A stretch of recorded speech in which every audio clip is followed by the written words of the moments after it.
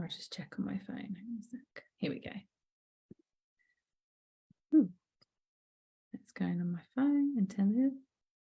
Good morning, if you can see me already. Yes, there I am. Going on my phone. Oh, here we go. And here's my lovely echo. Let's get rid of that. Right. Good morning, everyone in Wing Women.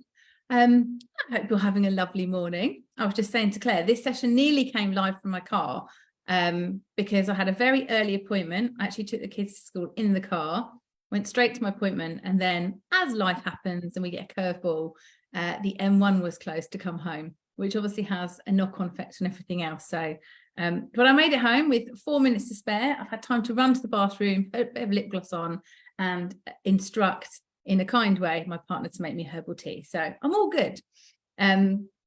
I know we've said good morning already, Claire, but how are you this morning for the purpose of the group? I'm really good, thank you. And I just apologise that I haven't kind of like really posted much about this in the lead up. It's just been so busy, and it's juggling all the balls, isn't it? And I think one of the things that I've put on my priorities for the next few months is actually getting in and chatting with people, not just in Wing Women, but just more generally, really, because I love doing it. And I've realised I don't make enough time in my day to do it. So, and I think that's that thing. Sometimes we have that intention, don't we? But then, you know, we've got business and family and life and all the other things happen. And all of a sudden we realise, and I get to a point sometimes where I think I really crave just some interaction with someone else. And when you work in your business on your own, I know your son supports you and works with you, but it's still quite a lot of responsibility, isn't it? And it's that, hang on, I need to make money, I need my business to grow, therefore I should be working. Actually, sometimes we just need that time, don't we, which often is where we get those lovely conversations that become client. So absolutely, it's what I'm looking forward to, sort of, you know, more in-person things, because it's what I've realised is that the social media engagement that I do isn't diarised, it's just filler. And I need to diarise it, I need to prioritise it. And that I think the penny dropped for me yesterday actually about it. And I'm thinking, you know, it's just it's what I love doing. It doesn't even feel like work, but I need to treat it more like work in order to make sure that I do it at times when it's not gonna distract me, when it's actually going to be purposeful and meaningful. And actually, you know, it's one of the best parts of my work, but because I don't see it as work, it doesn't go in the diary. And I think that's a beautiful position to be in, where, you know, you have that passion and that love for what you do, that it doesn't feel like work. But you're right, you know, we talked about this earlier in the week in the business clinic about we have to be very intentional and prioritize how we use our time, because all of a sudden, like this morning, you know, I thought I've probably got 45 minutes before this session where I can really crack on with some stuff. But actually, I've just spent that sitting in the car. That's gone. And actually, oh, well, you know, life happens. No point in being cross about it. It's not going to bring that time back. But those things can just happen to us, can't they? So it's about really being intentional to make sure you get that stuff. But I'm just going to start recording, and then I'll do a little formal intro for anyone watching in the back end. So let's record. So hello to anyone watching on a replay. Welcome. Hello. This is another lovely interactive session with our gorgeous weight management expert, Claire. Now, today we're going to have a really informal and open, lively chat about, well, debunking the myths around weight loss and weight management. And also I've got some questions that I think would be really pertinent for things we've talked about in other sessions in Wing Women that I would love to pose to Claire. So if you are watching on replay and you have any questions or comments, you can either come back into the group, find the live and tag them in there, or just put up a brand new post and tag Claire, because I know she's always happy to answer any questions. And as I'm sure you've seen if you've watched Claire's sessions before, she's very passionate and very enthusiastic and leads with heart and enthusiasm in everything she does. So I know she will be more than happy to support you in any way she can. So good morning, and anyone watching live, if you want to make any comments, I'll keep checking on my phone from time to time, so feel free to interact in any way you want. So Claire, let's talk about debunking the myths. Sorry, let me put my teeth back in. Debunking the myths around weight management. When you're working with your one-to-one clients, what are the most common themes where people come with those kind of perceptions and preconceived ideas about weight, where you have to gently and openly kind of retrain how they think about it? I think the first thing is that they've got to be cutting their calories right back and doing loads of exercise. Mm-hmm. And the problem with that is that it does work in the short run. Mm-hmm. So we believe that it works. But what inevitably happens for most people is that kind of approach is only sustainable in the short run. And then something happens, life gets in the way, we get out of the routine, or we're overdoing it, so we end up ill or injured, so we can't exercise. And then, if we haven't actually addressed the fundamental reasons why we've become overweight in the first place, then we're likely to just simply go back to what we were doing before, and the weight's going to go back on. But that's a perpetual pattern that people repeat because it worked in the short term. And it's, if only I could just do that for a bit longer, because it worked before. And I think that's where you said it then also feels really miserable for people, doesn't it? It doesn't have that, especially if you love, like, I love food. I'm a lover of food. And whenever I've listened to you speak, and I said, I'm on that journey with looking at my weight and working my weight very actively at the moment. And I definitely have in the past been that person, particularly just after the birth of my kids and definitely before. I thought I need to shift a bit of weight, whether it's a few pounds or a stone. I've gone, right, hardcore, low calorie eating, really reduce my intake, and gone, I'm going to run when I could run. And then, I feel amazing. Like, I'm how I wanted to feel and be again. I'm going to go and have pizza and wine and all the things. And I think it's, and then we, again, however long it takes to put back that weight on, we then feel miserable again. And we're like, oh my gosh, trying to motivate yourself to go through that, what feels like a really hardcore and like deprivation, is really tricky, isn't it? And then some people just get to that point when they think, oh, sod it, I'll just be how I am. And then we end up in this cycle because we go back to doing that because it worked before. Yeah. For a short while. And it's about being able to, I think, so fundamentally understand the reasons why we became overweight in the first place. And for most of us, much as we may not want to admit it, it's because we eat more than we need. It's not medication, it's not health problems, it is simply that we're eating more than our bodies need. And if we don't actually know how much we're consuming, it's very easy to think that we're not eating that much. And most people, when they do track their food, they only track their food on the days when they're trying to cut back. Yeah. They don't track their food on the days when they're overeating. It's so easy to eat far more than we need, because energy, a lot of food is very energy dense, particularly the ones that we crave, particularly the ones that we find easy to overeat on. They're very, very packed with calories.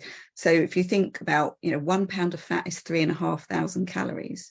You can put that on in a single day if you eat 2,000 plus 3,500, which is quite easy to do if you're eating very highly calorie dense foods, particularly over a weekend with takeaways and eating out and alcohol, snacks, and all of those things. It can very easily add up, but we can't lose it at the same rate because we still need to eat. Yeah, so we can't create a calorie deficit of 3,500 calories in a single day. You just can't do it. I think that's one of the most powerful things. You said that's that awareness of it's physically possible for you to gain that weight in a day. You could, if you were, really grossly overeating. Let's say we go on holiday, it's an all-inclusive. We also then go into that mentality potentially of, I've paid for this, therefore I'm going to enjoy it all and some more. It's very possible, like you said, you can gain that weight. You could come home after a 2-week holiday and be considerably more weighty, but you cannot lose it in that pace. And I think that's a really powerful thing, because particularly, you've talked about this a lot, as we get older, it's harder to lose that weight. We also don't need as many calories, but it's much harder to shift them. And but the main reason it's harder to shift them is because our bodies need less energy. Yes. There's a lot of talk around the energy equation not being that relevant. I completely disagree, because every single person that I've worked with over the last 3.5 years, when we've got the calories right, they've lost weight, regardless of what else might have been going on in their life. And can I ask, when We you don't want to admit it, we don't want to see it, because actually what it means is actually changing our behaviour. And let's face it, wouldn't it be lovely if we could eat as much as we wanted and be the weight that we want to be? Yes. We can't. That's the reality. We can't. We've got to find the compromises. We've got to find the middle ground.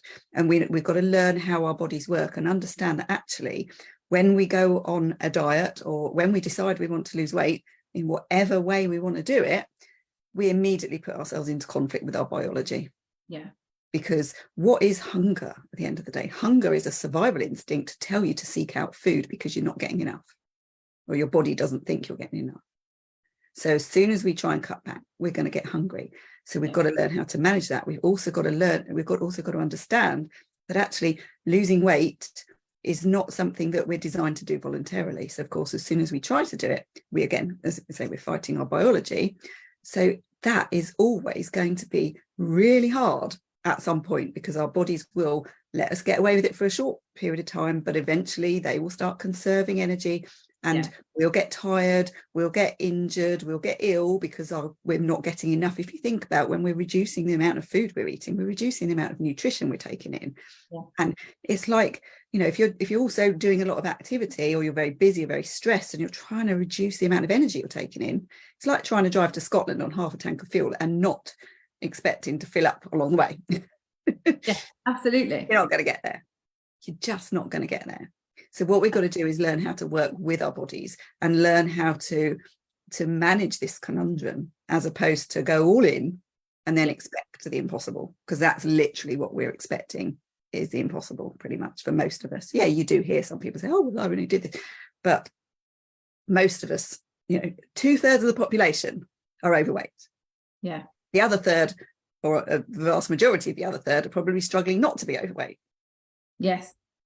And I think it's that, also that awareness there where, you know, you're not alone. If anyone's watching this, either live or on replay, and thinking, I'm really unhappy with my weight, I'm really struggling with my weight. And that awareness of looking at how much we eat, it's detaching yourself from, like, there's nothing to feel ashamed of. There's nothing to feel guilty about, like you constantly talk about. It's awareness. Because if you have that information, do you know what? If you sit down and work out you had 4,000 calories today, okay, what are you going to do with that? Let's not beat ourselves up about it. Let's not go into this, you know, as we sometimes do, as we're in this narrative, like, I'm disgusting, I'm hideous, blah. There's no positive that can come out of that. What can we do with that? Okay, we don't need 4,000. How can we cut that back? And I think one of the biggest things, two things that I was thinking about before I really started monitoring my food intake a couple of months ago was I would constantly, if I was preparing dinner, and particularly preparing dinner for the kids and cutting up all their healthy stuff and the food and the bits, I would sometimes be like snacking as I'm making the meal. So in my mind, I'm thinking, well, I've only had dinner and lunch, maybe like breakfast. Well, actually, no, I've also had between that, a handful of this and a couple of those, and that little, even though it would be a little slice of pizza was left over on their plate because I didn't throw it in the bin. And when you look at all those little bits, I'm thinking, oh my gosh, that's a lot. It's a lot of food. But because I wasn't mindful and conscious, I was just habitually grazing as I go. I've stopped doing that with, you know, your guidance, advice, championing, and also that my relationship of I'm in the kitchen maybe just for a glass of water, but my brain says I'm in the kitchen. I'm in the cupboard looking, a handful of peanuts or something. Like, what am I doing? Yeah, and there's some very good reasons for that. And that's how we're designed to eat. That's, you know, if you think about how we've evolved as hunter-gatherers, when we're near food, we're designed to eat it. Because the point of body fat is energy storage for later. The trouble is, the world we live in now, later doesn't come unless we force it. And of course, when we force it, we go into conflict with our biology. And that is why it's so hard. And we've got to find a way to work through that and do it in a way that's full of compassion for ourselves and accepting that actually this isn't easy. And actually, it's not our fault, that actually our biology is driving us to eat when food is available, and as much as possible when food is available. We have stretchy stomachs for that reason, to be able to fit in as much food as possible when it's available, so that we can store it for later. But we don't need to store it for later. So we've got to learn how to eat less on an ongoing basis. But also, if we want to lose weight, we've got to be able to create a calorie deficit so that we can use up some of that stored energy, but at a pace and in a way that doesn't stop us from being healthy along the way. Or happy. Or happy, absolutely happy. And I say, don't ever waste a single calorie on food you don't like, because because losing weight, if we're not careful, can be a very miserable experience. And who wants to be miserable? You know, food is supposed to be enjoyed. We're supposed to desire it. All of our desire for food sits within our primitive part of our brain, and we're not hardwired to have to think, oh, I wonder how many calories is in this, and have I eaten enough, or have I eaten too much? We're just not hardwired to think in that way. But we do it because culturally we're constantly bombarded with, we've got to be slim, we've got to be slim, we've got to be healthy weight. And yes, you know, there's no denying that life becomes easier when we're carrying less weight. And, you know, by default, for many of us, easier equals a bit more happy, because there's less things to worry about. Yes. And there's less difficulties to overcome. And I know from my own perspective, and those of you who already know me will know that I've been on my own weight loss journey, 25 years as a yo-yo dieter, followed by the last 12 years of actually managing my weight in a healthy way. And that's now what I help others to do. I am in a minority, because most people who lose weight will regain it again. And that certainly was my story for 25 years. But, you know, the point is that it's about, you know, being able to enjoy food, but in a way that is, you know, not going to impact on your long-term health goals, you know, and ultimately, if we don't have our health, what do we have? I completely agree. You know, and I when I look back to when I was overweight, and the impact that it had on my day-to-day life, and I never forget that, because I never want to go back there, you know, and I fully appreciate the freedom that I now have in it, being able to move my body in a way that feels comfortable, that I can fit into the clothes that I want to wear, that I've got enough energy to do the things that I want to do. I mean, I used to have an afternoon nap every day, because I'll get home from work and just be exhausted. I haven't done that for so long. I don't need to, you know, and just exercise becomes so much easier. And, you know, when I look at, I love you know, the fact that there is so much data that we can gather now. We have to be mindful not to end up it being all about the data and nothing about quality of life. But when we use the data appropriately, it can be really, really informative. And things like, you know, watching your resting heart rate come down, that's really powerful to see. And this year I've been very much on a fitness kind of rejuvenation, because I used to be very, very fit. I mean, you can see behind me rather a lot of medals. And then the pandemic happened, and, you know, gyms closed, and, you know, routines went out the window, and I'm focusing on my business and kind of forgetting about myself, and I lost a lot of my fitness and my strength. So this year I've been very much focused on getting it back. And just watching my VO2 max go up every week has been amazing, you know. And I look at that and I just, right, okay, oh, I don't really feel like going out for a run today. Don't forget, you want the VO2 max to go back up. So keep going, because it does. All the time I put the effort in, I see the numbers, you know, my body is responding, and you know, that is clear to see in the data, and that's really powerful, and it's really motivating. So I want to keep it going, you know. Can't remember where I was going with that, but yeah, so it's about you know, obviously, you know, how we see ourselves, you know. I think the key thing with regard to weight is we've got to be able to detach the emotion from it, you know, and not, it's okay to be unhappy with your weight. It's when you are unhappy with yourself, that's when it starts to become damaging.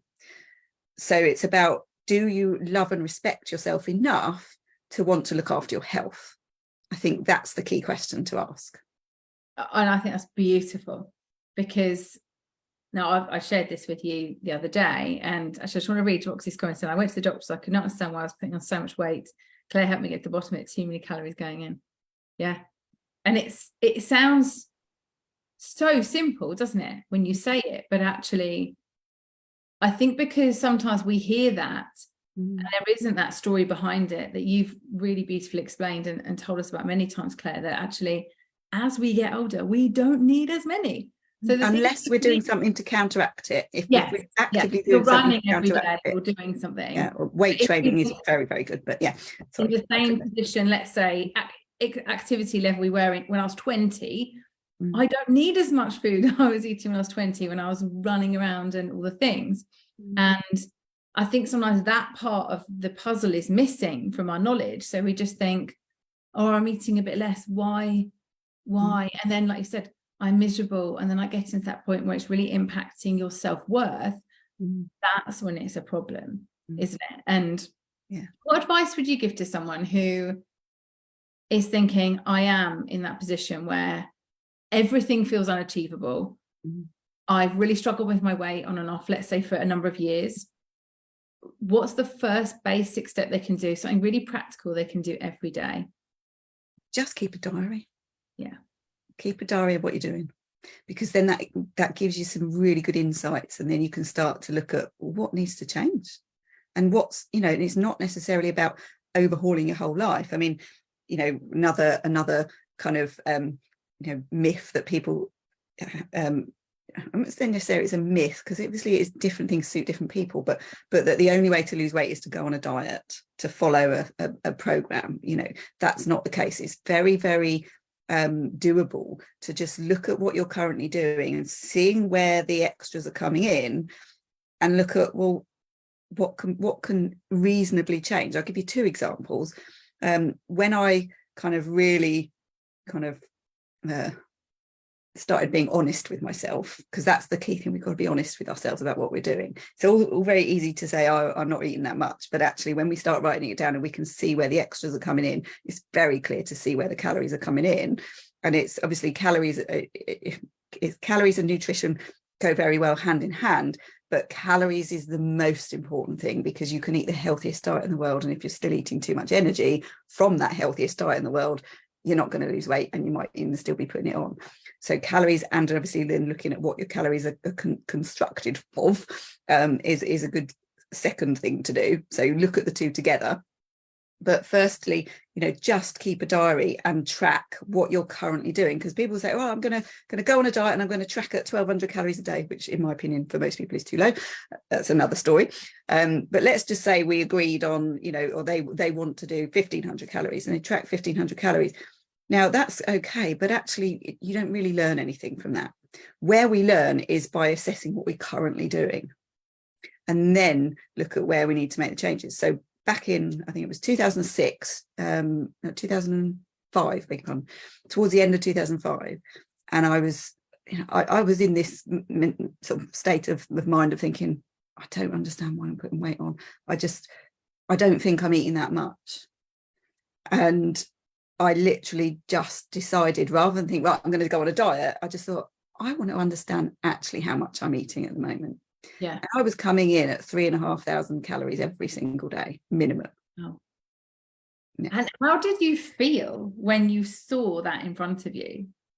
I'm like, well, that makes perfect sense. Knowing what I know, and I knew this back then as well, that 3,500 calories is 1 pound of fat. I was putting on 2 pound a week. So you can see why. Yes. Numbers don't lie. And calorie counting, say, oh, it's not that accurate. It's the best we've got. It really is the best we've got. And yeah, it might be out by 20%, but that's still 20%.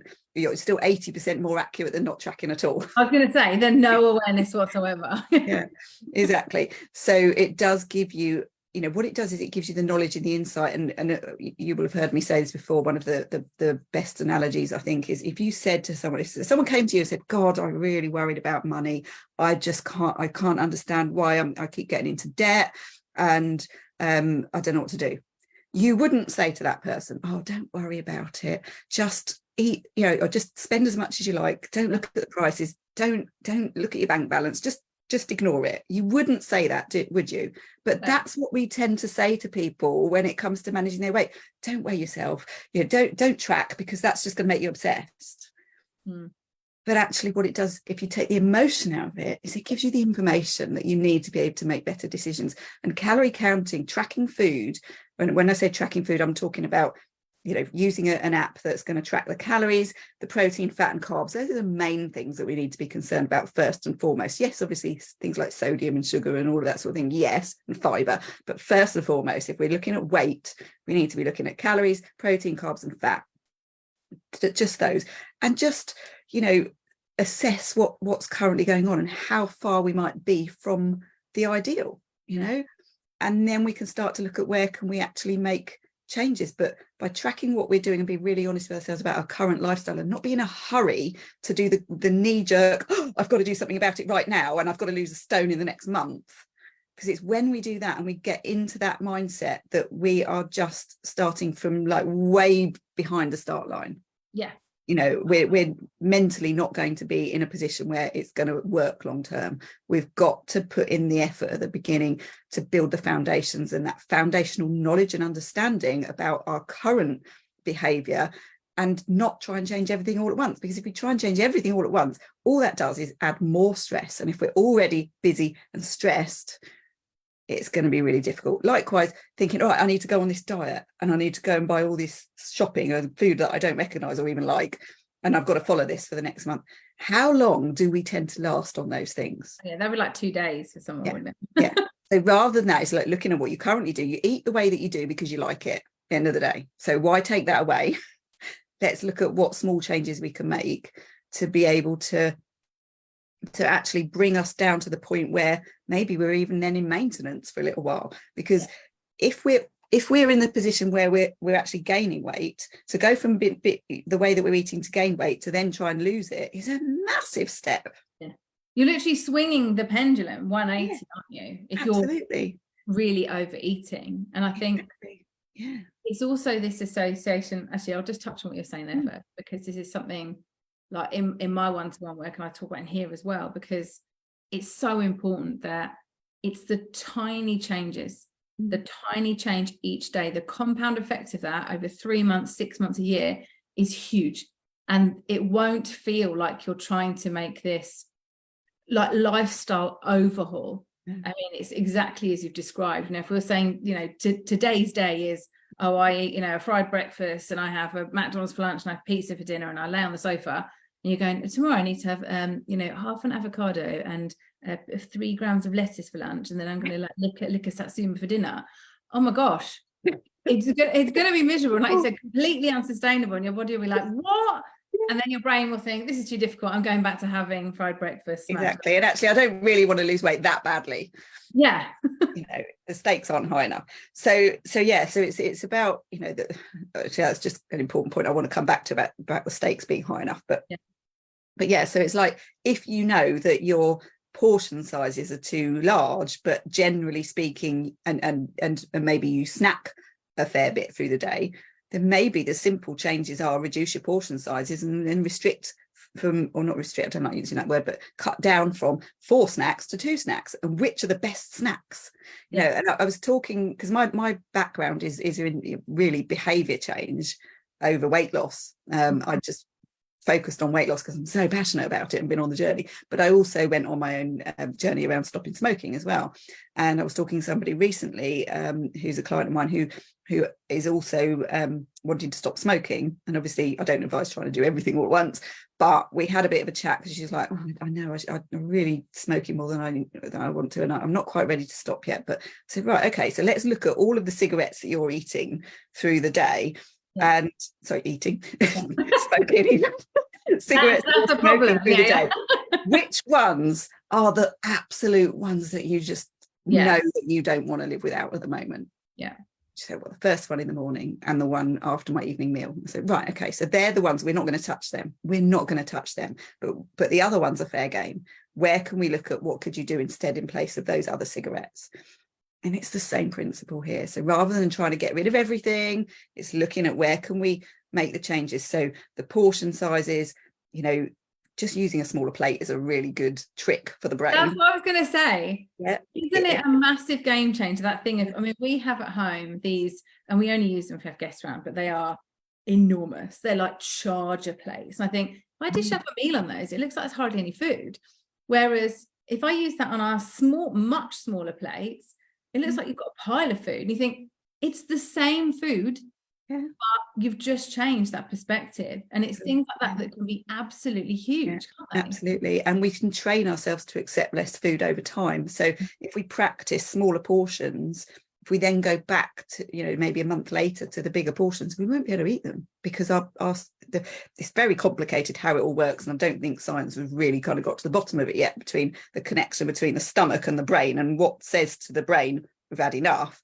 But what we know, and I like to use an analogy of a balloon. So if you imagine when you get a brand new balloon, to blow it up,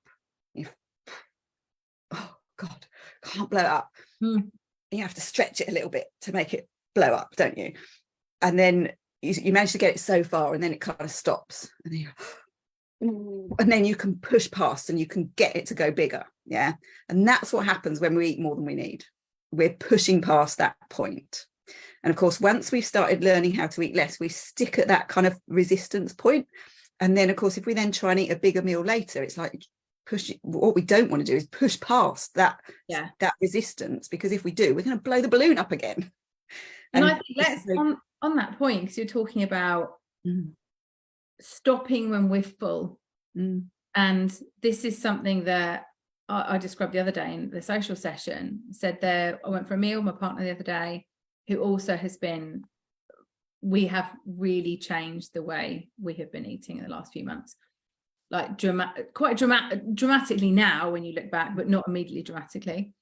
And we both went out, we had a treat, and we both got about halfway through. And actually we'd taken probably the same amount of time to eat half the meal. And we looked, because it was then cold. And we both kind of looked at each other, and I was like sort of semi eyeballing him, and he was eyeballing me.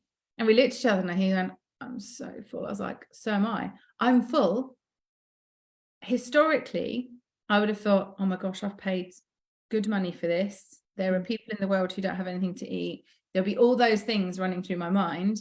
I don't want to be wasteful, but actually, because of something you said about, the damage you're doing to your body, the real cost is not throwing it away. The real cost is putting it in your body. Actually, I sat with that for a second. I thought, am I going to feed myself and almost hurt myself to eat this, and then possibly then feel a bit sick because I've paid for it? No. Yeah. And that's the first time he actually said, no, that's it. That's enough. We're done. Yeah, that's brilliant. It's being able to separate out the quantity from the enjoyment. Yeah. Yes. Because it's the enjoyment. And I bet you enjoyed that meal so much more because you stopped when you did. I did. And because we haven't had that for about 3.5 months, it was such a treat. Whereas before we would have gone and had something like that much more frequently. This was and again, I think because we both ate at a slower pace, because we really enjoyed it. We were like, that's not how we eat. The experience, the quantity is not the be all and end all. And the problem is that primitively it is. And that's what we have to learn how to override, because primitively our brains are going, food, got to eat it all. And if you imagine, when we get super hungry, we are in full primitive mode. Just like if you imagine, anyone who has a dog or a cat at feeding time will know that's what our brains are like. But what we have to remember is we're not cats and dogs. We are humans. We have the highly intelligent capabilities of rational thought. So let's use it. Let's use it when it matters. Not allow ourselves to get to the point where we're so hungry that all hell breaks loose.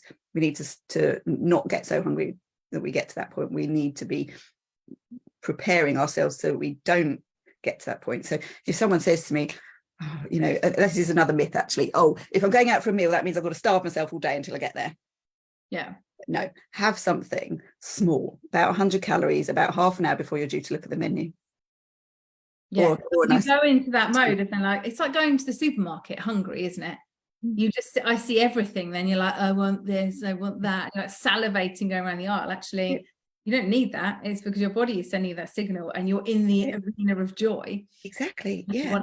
And when you're hungry, that is your body saying you need to eat. So that's hard to override. And the more hungry we are, the harder it is to override. So when you hit a menu after having starved yourself all day, how do you think your brain is going to respond to seeing all of the choice that you've got on the menu, and you're seeing other people's food being taken out, and you can smell all the smells? How easy is it going to be to go, I'm just going to have the Caesar salad? Yeah. And ironically, you possibly would end up ordering and consuming more than if you'd said, like I said, I'll have a very light lunch, something healthy and small, and then I'll still have a lovely meal, but not the gorge meal, because like you said, I've seen the chips go past as well, and I've seen the dessert, and I've been hungry all day. It's that's it. It's just, there's no point in putting ourselves into that situation in the first place. It's much easier to manage if we've been able to allocate a small amount of calories. And actually, when you think about going out for a meal, nobody really needs to eat anything like as much as what we're presented with. Nobody needs that. You know, we've become conditioned to expect that when we go out for meals, because we are living in a service society, and the food manufacturers and retailers know exactly how to tap into all of our biological impulses and our psychological desires. So, and we have easy access to everything. So it's about changing our attitude and thinking bigger is not better. Yeah. Quality over quantity. And actually, if you really enjoyed a smaller portion, and you can come away from that meal thinking, do you know what, I really enjoyed that, and I'm so glad that I'm not going to ruin the next few hours feeling terrible and not be able to have energy and end up not being able to sleep because I've got heartburn because I've eaten too much. You know, it's actually, is the food worth it? And actually, when we think about going out for meals, when we think about celebrations, whatever we might be doing, actually, is it the food that you're going to remember 6 months later, or is it going to be the experience and the company that you had and the conversations that you had with people? What's the most important thing? Absolutely. I can barely remember, even back to like my wedding for my ex-husband, like I don't know what I had to eat, because it doesn't matter, like you said, exactly in that moment of, it's choosing when you want to indulge and choosing when you want to have that treat. But I think also there's this association with this word diet, isn't there? When people hear diet, and I know that you're very much about, this isn't a diet, this is a lifestyle change, isn't it? This is a new way of serving your body and serving yourself that is sustainable and for the long term. Because I think can we talk a little bit about diet food? Because I think also this falls into that myth category where I know and have become much more aware about calories and my intake. And I actually looked at something as a very, very small salad, and it was either M&S or Waitrose. And I was grabbing something on the go, and I thought I'll grab a bit of fruit, grab something as healthy as I could being out. And I looked at it and thought, like, oh my gosh, that's like, that's the equivalent of like 3 Mars bars. I wouldn't then go and choose 3 Mars bars, obviously. But you think, oh, well, my immediate knee jerk perception is that's healthy. But actually, the diet sticker and the low, healthy sticker isn't always the full picture, is perhaps the right way to get it. It's definitely, there's marketing going on. It's like everything's high protein at the moment. Actually, there are lots of things that are higher in protein that don't cost as much simply because they've got the label high protein on them. Yeah, so we have to be mindful of, we are being bombarded all the time with marketing from the food manufacturers and the retailers, and they're responding to the trends. And we know that sufficient protein is really good for helping us with maintaining our muscle mass, in terms of also helping to keep us fuller for longer. So it's important for growth and repair, so we've got to make sure that we're getting sufficient protein each day. How much people need really depends on what their personal goals are, and there is a lot of debate about whether you can eat too much protein or what have you. So obviously, when you look at a food label, it's about seeing past the advert, seeing past the marketing on the front of it. And actually, I'll give you a great example. Now, ready meals get a bad press. I have nothing against ready meals as long as you can recognize the ingredients and they look like that they're good quality. The brand is a good quality, and they are great kind of saver for if you are in a situation where you've only got a short amount of time and you're hungry, and the alternative is stopping by the McDonald's drive-through or ordering in a takeaway. A ready meal is a really, really good alternative. But Marks and Spencer's do a diet macaroni cheese. I love macaroni cheese. and a regular macaroni cheese. Now, the diet macaroni cheese, I think off the top of my head, is around about 350 calories. Yeah. The regular one is about 550, 600, I think. And then they do their super posh range, which I think is about 800. So I will go for the middle one. The reason being, it tastes so much nicer. And I would rather have 3/4 of that than all of the other one. Yeah. And that's, again, that thing about, we talked about portion, didn't we? Choose the thing that you'll really enjoy, but make a mindful choice to just have less, but really enjoy it and not feel that I'm on this miserable, I can't go out with anyone because I don't want to eat, and I'm going to be the killjoy and I'm not going to enjoy anything and I have no joy in my life anymore, because it can be that all consuming for people. Yeah, absolutely. And that ready meal, I have to say, I've not looked at the ingredient labels lately, but I'm willing to bet that the regular one will have had healthier ingredients than the lower fat one. Because what have they, because it tastes a bit vinegary, it tastes, whatever they've done to it, it's just yeah. And obviously, add a load of vegetables with it, that's a great meal. It's not obviously one that I want to be eating every day, but and also just considering what portion. But if you eat anything over and above what your body needs at that time, what's it going to do with the excess? Yes.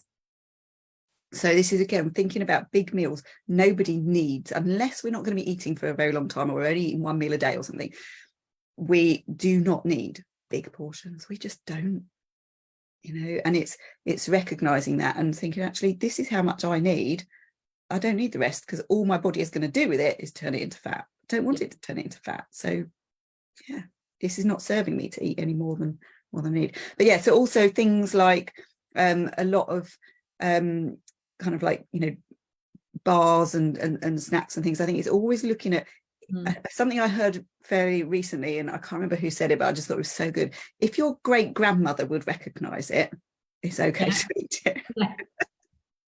But having said that, though, you can't pronounce it, it's probably something to avoid. That's it. So and a good example is maybe looking at a cereal bar. So can you see the ingredients, and is it packed with sugar, or is it kind of relatively does it look healthy? So like the Kind bars and the Eat Natural bars, I think are quite good, because you can see all the nuts and everything. And yes, of course, they have to put sugary things to kind of bind it all together, but half of one of those makes a great snack. And then someone might say to me, well, how do you stop at half? Well, come back to what is it that you're actually trying to do here. We recognize that actually, if we strip the emotion out of it, we're not emotionally attached to that food. How much of it do you need? If you're only after a 100-calorie snack, then have half of it now and have the other half later. Yeah. Eat it nice and slowly, really savor it. Don't obviously have the whole bar in your hand and then stop halfway through. Yeah. Cut it in half, put the other half away, and then say, this is my portion. Yeah. And it's about learning, is it remembering that our primitive brain is where the desire for food sits. We need to be using our rational brain. Another little saying I have is never allow your primitive brain cannot be trusted to make the decisions around food. Yeah. Only make the decisions around food with your rational brain, with your human rational brain, because that's what makes us human, is our prefrontal cortex. So we're using that, and it's training. That is all it is. It's training and practice, and some days are going to be better than others. To begin with, it might feel really strange and really unnatural, but the more we practice it, ultimately what we're trying to do is change our attitude towards food. And once we've changed our attitude towards food and see it very differently, is like, this is not something to be emotionally attached to. Food is there to nourish and support our overall health and well-being, and give us energy to be able to live the life that we want to live. And there's plenty of room for enjoyment, as long as we put some sensible boundaries around it, just like we would, if you're going back to the analogy about, what we like at feeding time. If we get too hungry, cats and dogs. What do we do with cats and dogs? They have to kind of be trained, don't they? So we have to litter train a cat. We have to, train a dog how to walk on a lead and how to recall and all of that sort of thing. And it takes time. It doesn't happen overnight. It's the same kind of principle. Same as, small children. We have to teach them right from wrong. We have to teach them sensible boundaries about what they can and can't do. And again, that takes time and practice. Another analogy, sorry, I'm kind of like throwing them at you at the moment. No, but, go. and I said this to one of my clients yesterday, who's struggling a little bit with this whole kind of concept of having been on holiday, come back from holiday, and now is kind of like knowing that you need to kind of get a bit more focused again. And their primitive brain is kind of, trying to take back over, had a bit of fun on the holiday, doesn't really want to kind of go back to the regime they were doing before. So there's a bit of resistance going on. And I said about, can you think of something that you would really like to have at the moment, but you can't quite afford it at the moment, but you really want to have it now? Mm-hmm. Would you go into a shop and buy that thing and walk out without paying? And she said, well, no. And I said, well, why not? Well, because I'd get arrested. So I think, well, the stakes are high then, aren't they? Yeah. So what are the stakes for you in relation to not getting back on track? When the stakes are high enough, we will do what we need to do. Another an example for me, because I think, with the walking into a shop without paying, potentially we could be ruining our whole lives, couldn't we? Yeah. When we really break it down, if we're not managing our weight effectively and we're continuing to gain weight, are we also potentially not living the life that we want? And what's our future life going to be if we don't do anything about it? So it's really bringing it home. Actually, every single day is a step in the right direction if we are following our plan. And it's like thinking about, the destination is maybe the mountaintop, but we don't keep looking at the mountain and go, oh my God, that's a long way, I can't do it. Yeah. Look at the next step and know and trust that if you're walking in the right direction towards the mountain, just got to keep doing it and you will get there. Occasionally you might take a detour, but it's like, okay, I'm taking a detour. Where's the mountain gone? Oh, it's there. Yeah, it needs to go back again. But yeah, going back to the stakes. Sorry, I'm kind of waffling a bit now, but the stakes for me now, my kind of ethos about my whole business is I can help you to lose weight and keep it off. That's what my business is all about. This is not about putting you on a diet, although diets do have their place for some people. And I'm very neutral when it comes to the different approaches, suit different people at different times. And diets do have a very, very important role to play. But the bottom line is it's about changing our attitudes towards food, changing our relationship with food and with ourselves so that we can be more compassionate towards ourselves as we're trying to change our behavior. Because let's face it, trying to change our behavior around food is the hardest thing in the world to do.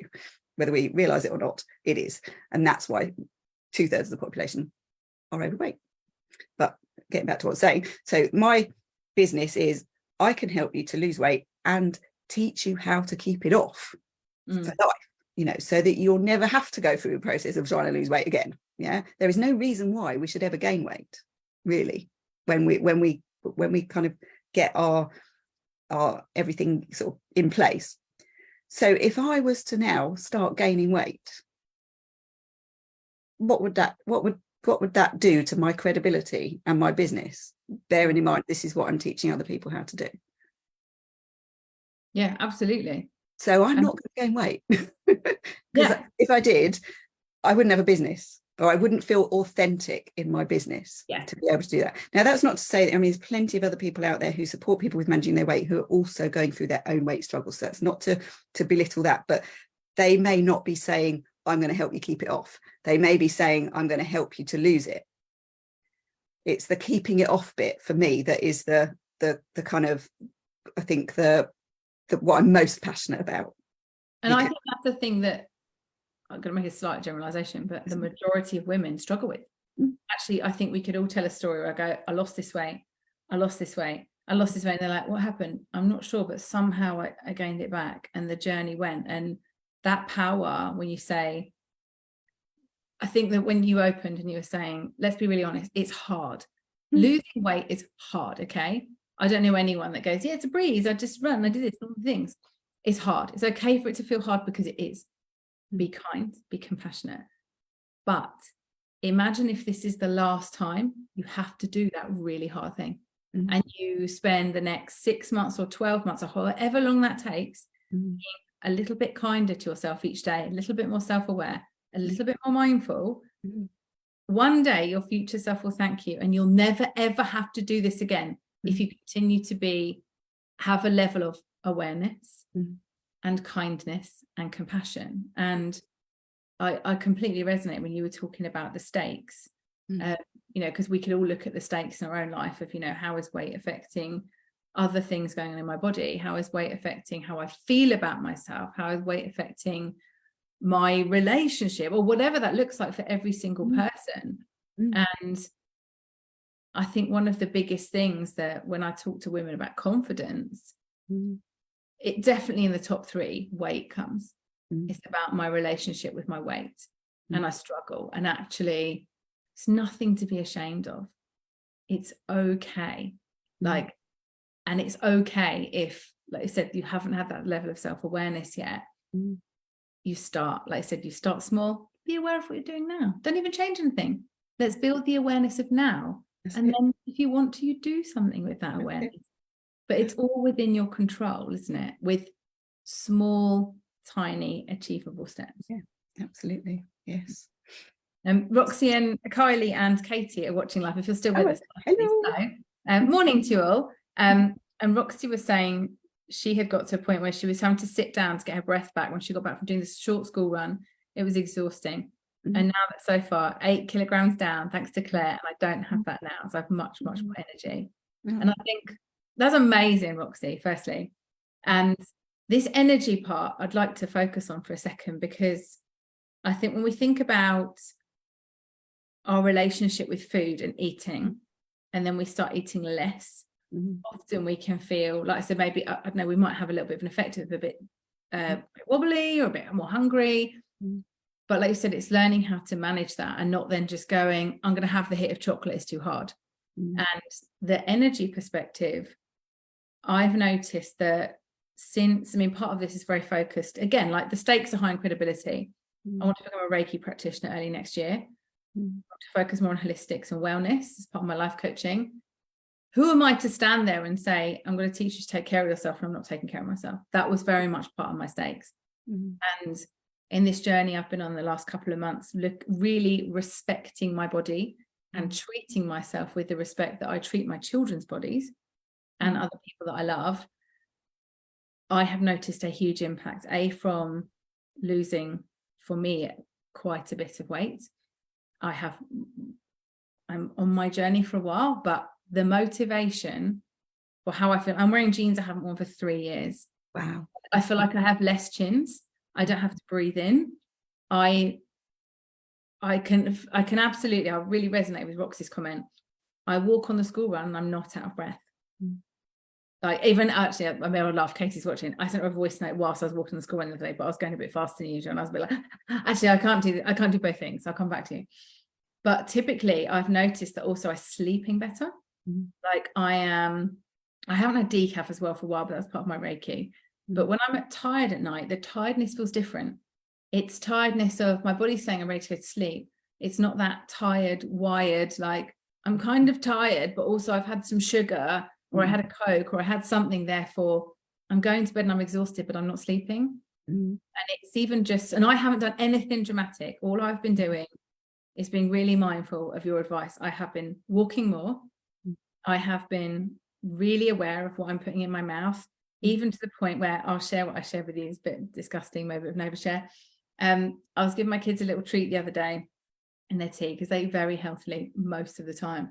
And they like Marks and Spencer's posh sausage rolls. They're really lovely. They are nice. They are nice, yeah. And I'm not usually a sausage roll fan, but I actually did put one in my mouth. I thought I'll have a little treat. And then as I did it, I looked at the packet and I saw how many calories and fat were in it. And I stood there for a minute like this. And then I went to my bin and I spat it out, because I thought that was probably about £1 worth of sausage roll. But when I saw the numbers, I was like, no, that's not worth it. That's it. It's not worth it. If, you know, I mean, there's a number of different ways that you could handle that situation. One is just simply take one bite of it to appreciate it and then get rid of it. Or, you know, if you don't feel that you can kind of afford that within your day's calories, you now know that's a really nice sausage roll. You can go back and have it anytime you like, as long as you've got that awareness, so you can see how it can fit in your day. So it's not about saying no, any food is forbidden. Yes. It's about how can you get the best fit so that you can still achieve your goals. And look forward to having, I will look forward to having one of those sausage rolls now, yeah. rather than popping 3 in my mouth whilst I'm making dinner. That's it. And the trouble with Marks and Spencer's ones, the reason why they're so nice is because they've got extra fat in them, I think, because the fat is one of the things that makes food so tasty. And of course, it's 9 calories per gram. So oh yeah, the pastry is like, oh my god, it's like off to die for. I absolutely love pastry. You know, I you know, I love food. You know, I'm not one of these people who's like, I say I just eat salad all the time. I don't, you know, my diet is far from perfect. But what I think I've been able to do is be able to get that best fit between calories, nutrition, taste. That's what I always kind of aim for. There's one other thing I just wanted to bring up as well as one of these things that I think is important to kind of think about if we want to be successful with weight management, and that is there's the myth that when you start a diet, you've got to follow the same thing the whole time until you get to your goal. That's where we tend to go wrong, because that is impossible for most people. Yeah. So rather than try and lose weight continuously, it's doing it in short, sharp bursts, and perhaps doing different things according to what your priorities are at the time. So there's a million and one different things that we can do to lose weight. One is that kind of like the DIY version where you will just track your food, log your calories in a fitness, you know, or in a calorie nutrition app, and just, you know, do it for yourself. Or if you like being told what to do, there's a million and one programs out there that will do that for you. But the key thing is that if we put ourselves into a long-term calorie deficit, we're actually our bodies will fight back. Our bodies and our brains will fight back, and it will become much harder to stick to for most of us. So rather than think, right, I've got to do it all in one go, do it in short, sharp bursts and learn how to maintain in between. So that rather than your weight loss looking like that, it can look more like this. Yeah. And that's much one of the things I remember psychologically. Before. Yeah, that was mind blowing to me. When instead of just doing that, they said reduction, reduction, reduction. Your body would try to protect you, then, won't it? And go, no, I'm not using any of this extra energy anymore. So you actually need to eat a little bit more, not over your obviously your. That's it. It's learning how to maintain. But during those periods of maintenance, that's when you can ramp up the exercise, because trying to exercise a lot while trying to lose weight in a calorie deficit is counterproductive. So the exercise can be done during the periods of maintenance, and obviously light exercise like walking is the best exercise for weight loss. So that can be done whilst in a calorie deficit, and then you can save things like the running and the intense weight training and things like that for periods of maintenance. Obviously we still want to do a bit of resistance training whilst losing weight, because we need to remind our bodies that we need that muscle, because if our bodies don't use it, they will lose it, because the way muscle is built is on a system called progressive overload. So we have to keep challenging the body more and more and lifting more and more weight, or heavier and heavier, or for longer periods of time, or for more intensity, in order to tell the body to build more muscle tissue for next time. The reverse is also true. So if our bodies are not placing the demands upon the muscle will shrink. And that is what happens when we get older, the muscles shrink. That's what happens when we lose weight, the muscles will shrink, because our bodies do not need as much muscle to move our bodies around. So unless we're doing something to counteract it, like resistance training, we will lose muscle mass.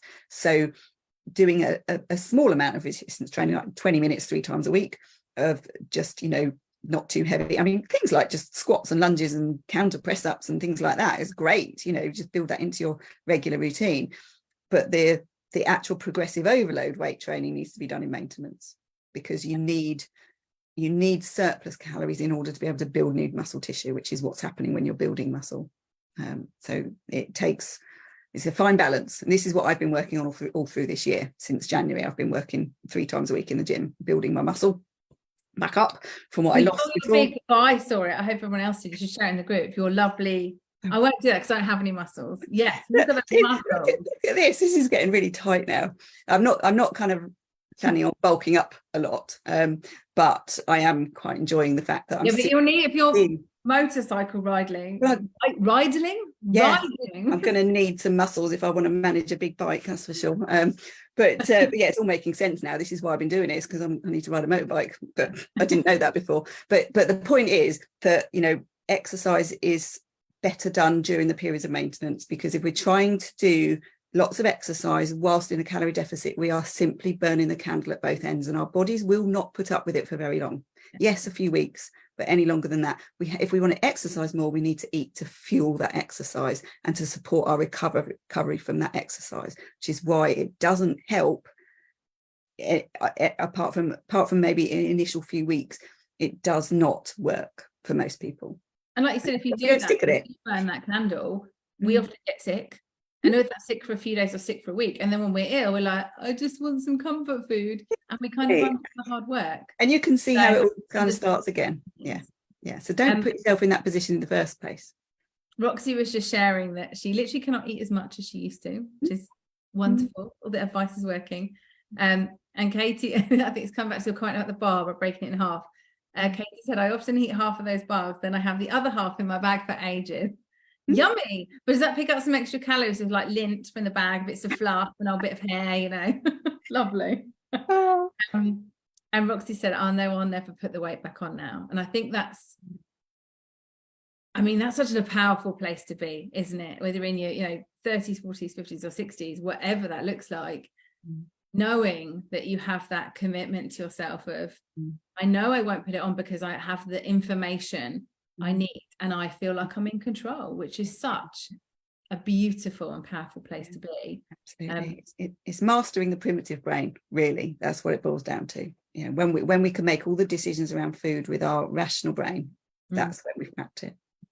And Kylie's saying she absolutely loves this. I feel I'm on a constant weight loss journey, but I've recently lost 2 stone. That's incredible. I still have a long way to go, but I can feel a shift in my mindset this time more than ever. I used to love like cheat days and eat loads for the sake of it because I could, but I'm finding myself not wanting to and just mindfully eating and enjoying it. I mean, could that be any more beautiful? That's fantastic. Yeah. And that there's, I have a big issue with some of the language that is used around food, and cheat days is one of them, because you're only cheating yourself ultimately. Yeah. Cheat day. Yeah. Actually, what do you I have a 10,000 calorie cheat day. Yeah.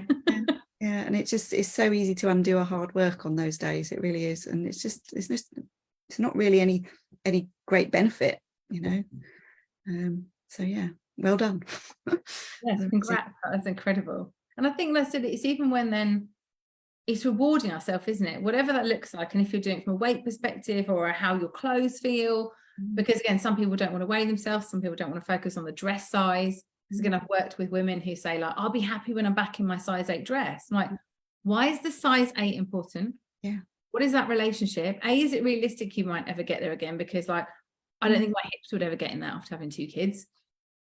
We're not associating with that. We're associating with time we were happy. What was about us being happy at that time? Oh, it's because I could run.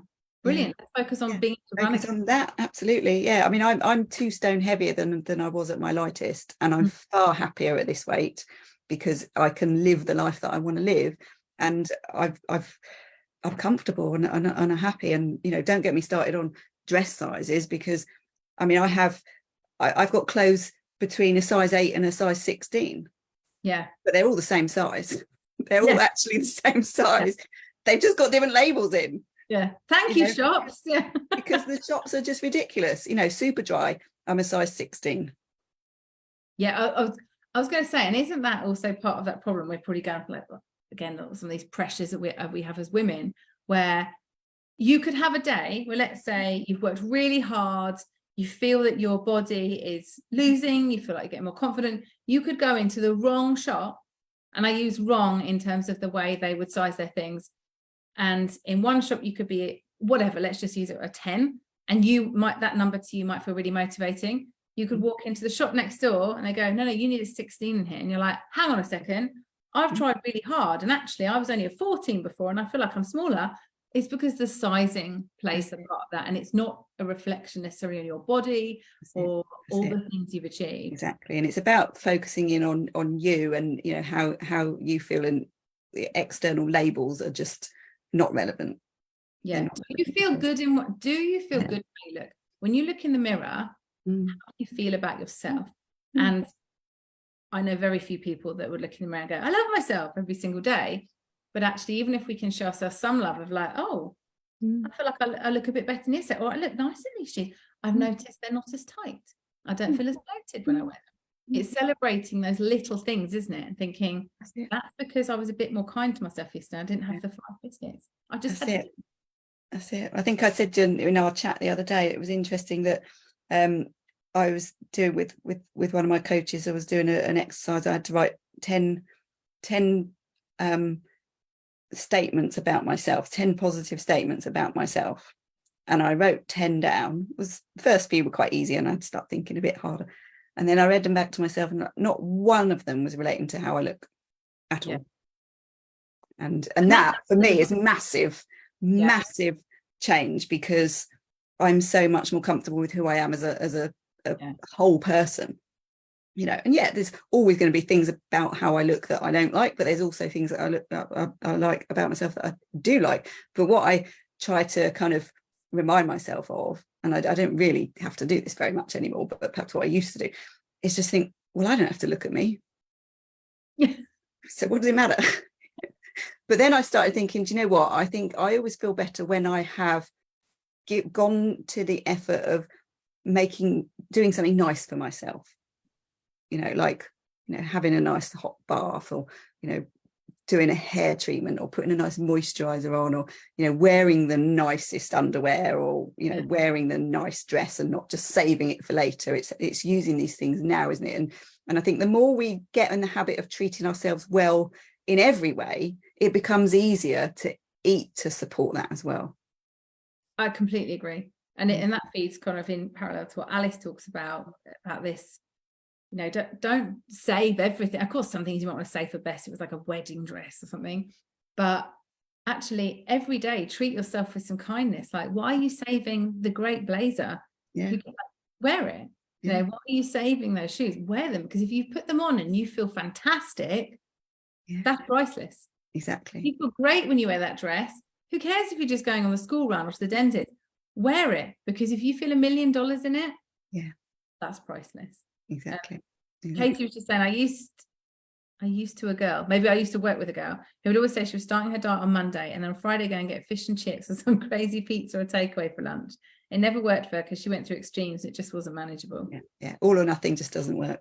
It can do for short periods of time if it is strategically planned well, and we manage ourselves into it and out of it, and have a plan to how we're going to do that. But just this kind of like knee-jerk, I'm going to start a diet on Monday, but not really wanting to. And also, why is it always Monday? I know. It can be any day. If you're that motivated, right now. Start now. Can be right now. I am going to have to dash because I've got a client in 5 minutes. But I was just looking at the time. I was going to say, crikey, we could talk with you for ages. Absolutely, we could. It's been lovely again. You're so welcome. Always, your passion and your energy comes across, and it's so beautiful to see. And your advice, I've been scribbling down things that you've been talking about. It's just so invaluable. So if anyone has any questions for Claire, as I said, thank you to all the ladies that watch live. If you have any other comments or questions, please just come back and either pop them on the thread or pop them in the group and tag Claire in. But thank you so much. You're so welcome. Thank you. I look forward to talking to you again very soon. Have a gorgeous day, everyone. Bye. Bye-bye. Bye.